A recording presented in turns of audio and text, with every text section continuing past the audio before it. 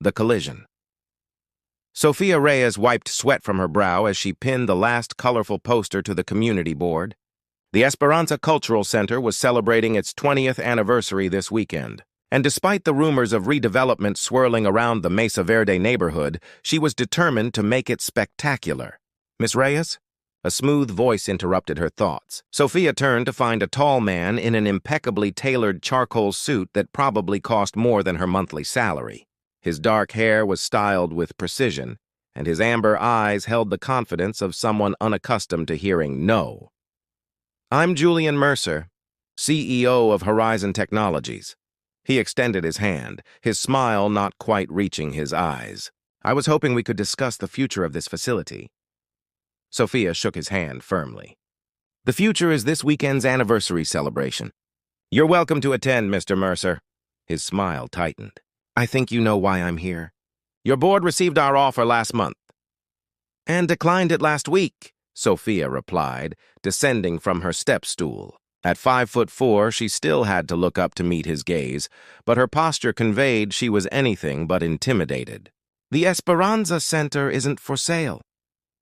Julian glanced around the modest space with its mismatched furniture, walls covered in local artwork, and children's laughter echoing from a back room. "Ms. Reyes, I understand sentimentality, but this is business. My campus would bring thousands of jobs to this area, while displacing hundreds of families who've lived here for generations," Sophia countered. "This isn't sentimentality, Mr. Mercer. It's community." "Communities evolve," he replied smoothly. "My offer is more than generous. The market value cannot measure what happens in these walls," Sophia interrupted, gesturing toward the back room where she taught traditional dance to neighborhood children. "Some things aren't for sale." Julian's expression hardened.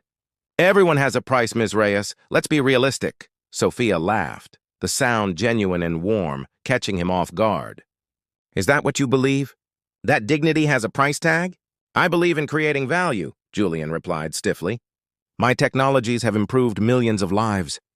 This neighborhood could benefit from being erased and replaced?" Sophia shook her head. "You know what I believe, Mr. Mercer.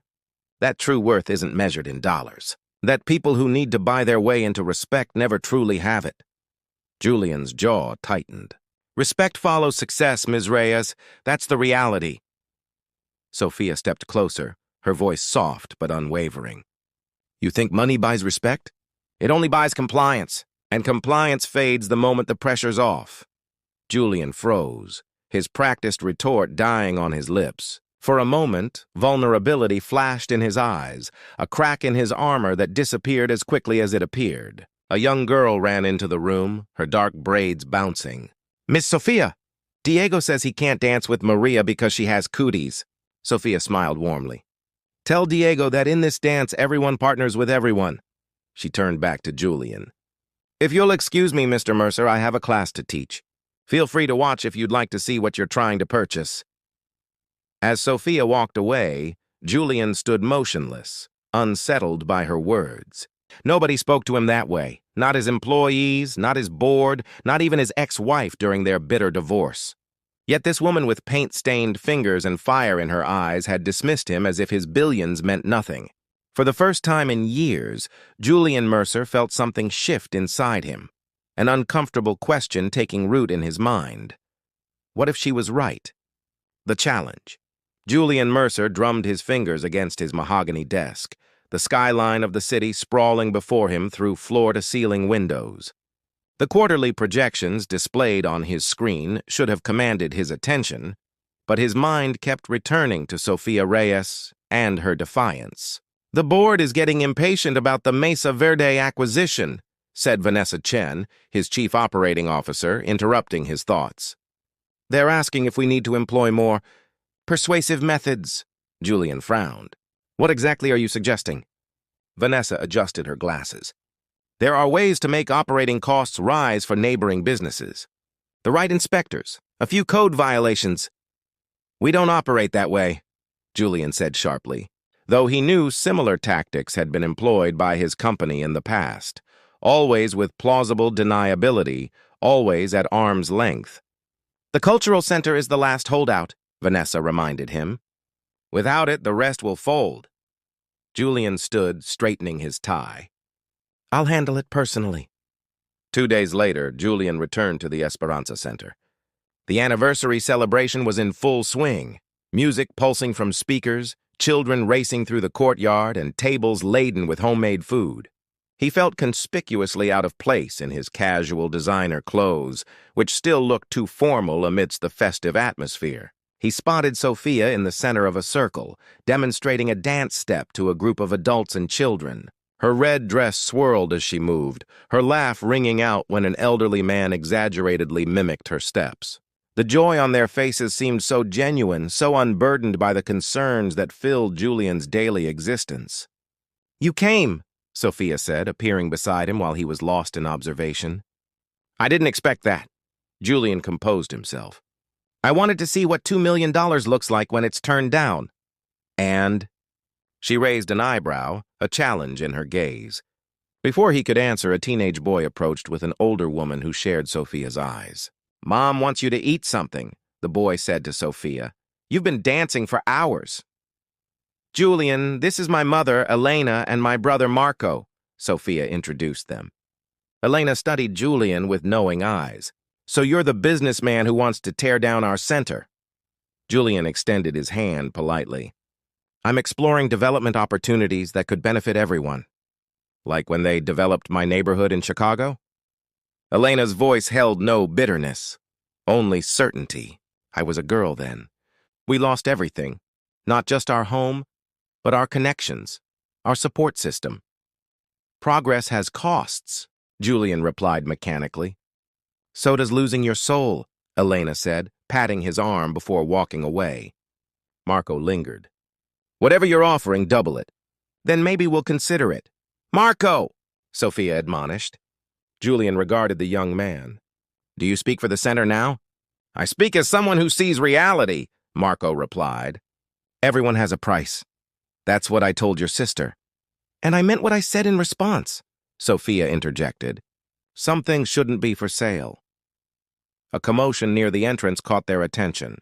2 men in expensive suits were speaking with center volunteers holding clipboards. City inspectors, Marco muttered. Second time this month. Sophia's expression hardened as she excused herself to handle the situation. Julian watched as she calmly but firmly spoke with the men, her posture unwavering despite their imposing presence. Did you arrange this? Marco asked, suspicion in his voice. No, Julian answered truthfully, disturbed by the timing. He took out his phone, typing a quick message to Vanessa. Call off any pressure tactics at Esperanza Center. Immediately. Watching Sophia gracefully diffuse the situation, Julian felt an unfamiliar discomfort. The admiration from those around her was palpable, earned not through intimidation or financial leverage, but through genuine respect. What bothered him most wasn't her resistance to his offer. It was the possibility that the foundation of his own success, the respect he commanded, the power he wielded, might be built on something as insubstantial as fear. The revelation, you want to what? Sophia stared at Julian, disbelief evident in her expression. He shifted uncomfortably in the small chair across from her desk. 2 weeks had passed since the anniversary celebration, and this was his 3rd visit to the center. Volunteer, Julian repeated. Anonymously. No strings attached. Sophia leaned back, studying him. Why would Julian Mercer, tech mogul worth billions, want to volunteer at a community center he's trying to demolish? I'm not trying to, Julian began, then sighed. I'm curious about what happens here that inspires such loyalty. A smile played at the corners of Sophia's mouth. Curiosity. That's a start. And so began Julian's secret life at the Esperanza Center. He arrived after working hours twice a week, introducing himself simply as Jules to the staff and visitors. Sophia had agreed to keep his identity private, though her skeptical glances suggested she was waiting for his ulterior motive to reveal itself. Tonight, he was helping with the center's computer literacy program for adults. Julian found himself explaining basic concepts he hadn't considered in years, rediscovering the joy of watching understanding dawn on someone's face. You're good at this, Sophia said, bringing him coffee after the class ended. Patient. Julian accepted the mug with a nod. I forgot what it's like to actually see the impact of your work. As opposed to watching stock prices rise? Exactly, he smiled ruefully, though my board wouldn't appreciate that sentiment. They sat in comfortable silence as the center quieted for the evening. Julian had discovered he enjoyed these moments most. The unhurried conversations, the absence of agenda or performance. Why did you start this place? He asked finally. Sophia considered the question. My father lost his job when I was 12. We nearly lost everything. This center, or what it was then, gave us food, help with housing, but most importantly, dignity. No one looked down on us. She met his gaze directly. When I got my teaching degree, I knew I wanted to create that for others. Your father, is he still... He passed away 3 years ago? Sophia's eyes softened with memory. But he saw me become director here first. That mattered to him. Julian nodded, feeling an unexpected connection to her loss. My parents died when I was in college. Car accident. I'm sorry, Sophia said simply, her hand briefly touching his. The contact was fleeting but electric. Julian found himself noticing details he'd previously overlooked. The subtle flecks of gold in her brown eyes, the small scar at the corner of her mouth, the graceful strength in her hands. The board is pressing for answers about Mesa Verde, he admitted suddenly. I've been stalling them. Sophia's expression grew guarded. Why? I'm not sure anymore, Julian answered honestly. About any of it. Their conversation was interrupted by Elena, who arrived to drive Sophia home. As they walked to the door, Julian heard the older woman whisper to her daughter in Spanish, not realizing he understood perfectly. Be careful with that one. His eyes follow you like a man waking from a long sleep. Later that night, Julian stood in his penthouse, the city lights glittering below like a circuit board. His phone buzzed with Vanessa's 10th message about acquisition strategies and board pressures. For the first time in his career, the relentless forward momentum of business felt hollow. He thought of Sophia teaching children to dance, of Elena's protective wisdom, of the palpable bonds between people at the center. What would his life be if those connections, rather than acquisitions and innovations, were his measure of success? The realization was both terrifying and exhilarating. He was falling for Sophia Reyes, and with her, for a vision of life entirely different from the one he had built. The fall, Julian's phone wouldn't stop ringing. 37 missed calls. Hundreds of notifications. He ignored them all as he stared at the headline blazing across his tablet. Horizon Technologies under investigation. Whistleblower alleges illegal tactics in property acquisitions. Below was a photo of him entering the Esperanza Center, time-stamped from last week. The article detailed alleged systematic harassment of property owners, including fabricated code violations and questionable inspections, particularly in Mesa Verde. His penthouse doorbell rang. Julian knew it would be Vanessa before he even checked the security camera. You need to make a statement, she said, striding in without greeting. The board is meeting in an hour to discuss damage control. Julian held up the tablet. Did you know about this? Vanessa's hesitation told him everything. The Mesa Verde situation required special handling. I explicitly told you to back off, Julian interrupted, anger rising. You went behind my back. I did what was necessary, Vanessa replied coolly. What you used to understand before you started playing charity worker with that woman. Julian's jaw tightened. That woman has a name. She also apparently has leverage over you, Vanessa countered. The board is questioning your judgment, Julian. This is bigger than one neighborhood or your midlife crisis. His phone buzzed again. Sophia's name flashed on the screen. He'd been volunteering at the center for nearly 2 months now, their relationship evolving from cautious respect to something deeper, something still unnamed but increasingly precious. I need to take this, he said. Vanessa's expression hardened. Choose carefully, Julian. 20 years of work is on the line. When she left, Julian answered Sophia's call. Did you know? Sophia's voice was tightly controlled. No, he closed his eyes. Sophia, I swear. Inspectors are threatening to shut us down over violations that didn't exist last week. she continued. Marco was fired from his job at a company that, surprise, is owned by one of your subsidiaries. Julian felt physically ill. I'll fix this. How? By throwing money at it? The pain in her voice cut deeper than anger would have. I trusted you, Julian. I let you into our lives. Sophia, please. The worst part is that I believed you were changing. Her voice cracked. That we meant something to you. After she hung up, Julian stood motionless, feeling his carefully constructed world crumbling around him. For years, he had justified his company's aggressive tactics as necessary evils in service of a greater vision. But that justification felt hollow now, exposed by the simple authenticity of Sophia's disappointment. The emergency board meeting was brutal. Julian sat silently as members questioned his leadership, his focus, his commitment to shareholder value. When they finished, he stood. I take full responsibility, he said quietly.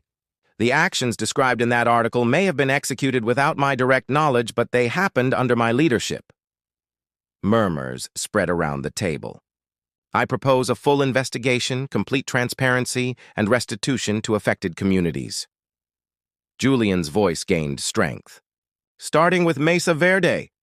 That's corporate suicide, one board member objected. It's accountability, Julian countered. And long overdue.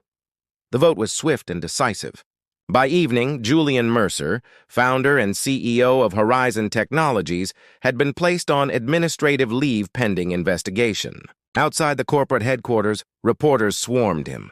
Questions about the allegations, the board decision, and his relationship with community activist Sophia Reyes flew from all directions. Julian pushed through silently, his mind on only one destination. The Esperanza Center was quiet when he arrived. Through the window, he could see Sophia alone at her desk, shoulders slumped as she stared at paperwork. Julian hesitated at the door, stripped of the power and confidence that had defined him for decades. For the first time since he was a scholarship student fighting his way into elite universities, he faced the world without the armor of wealth and influence. He knocked softly. When Sophia looked up, her eyes were red-rimmed but resolute. She didn't smile, but she unlocked the door.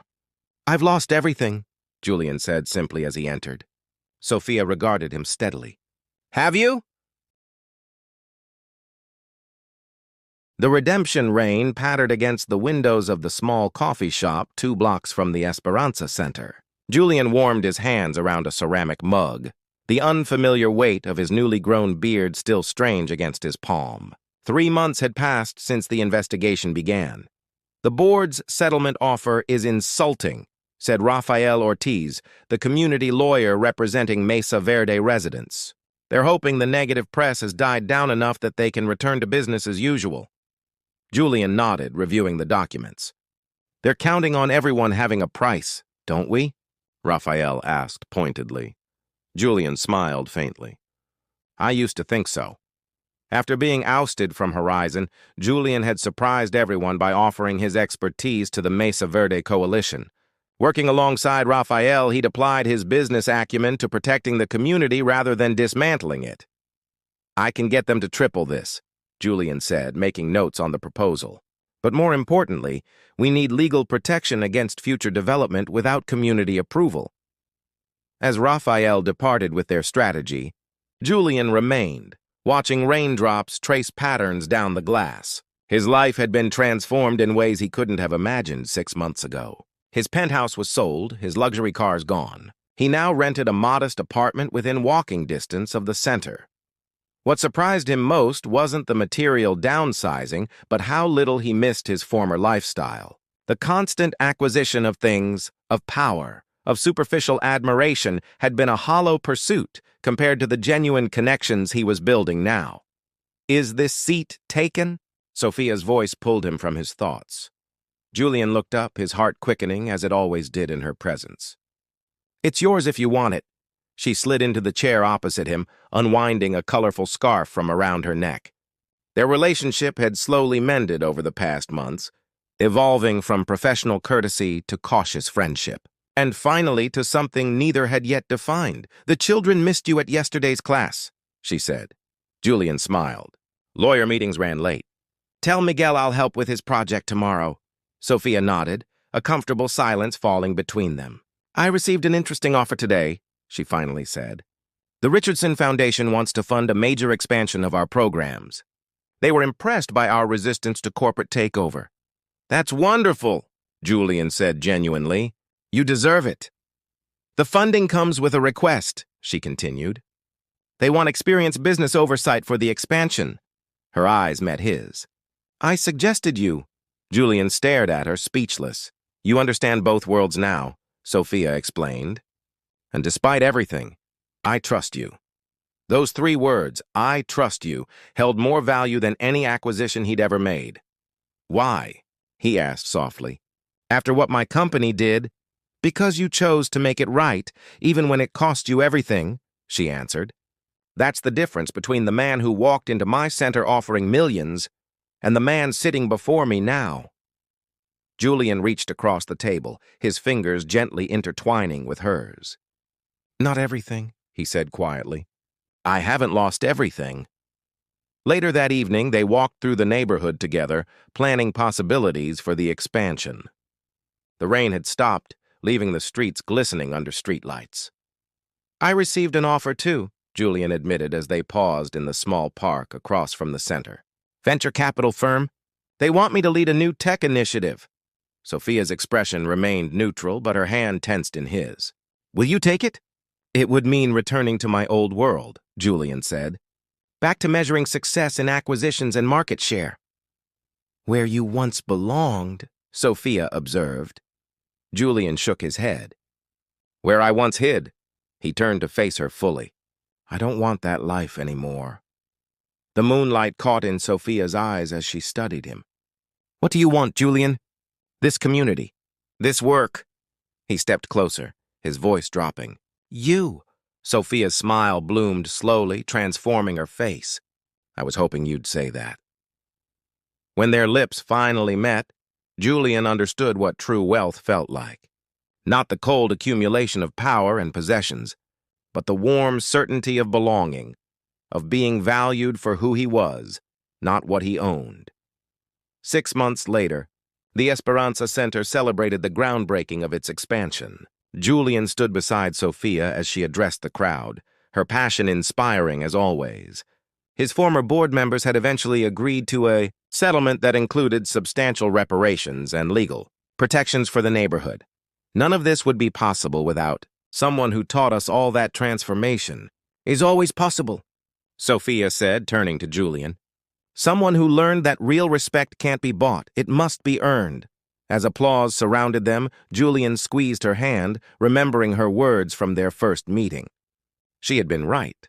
Money couldn't buy respect, but love, humility, and courage could earn something far more valuable, a life of meaning, connection, and purpose. For the billionaire who once believed everything had a price, the most precious things he now possessed were the ones he could never purchase: redemption, community, and the heart of a woman who had seen his true worth when he couldn't see it himself.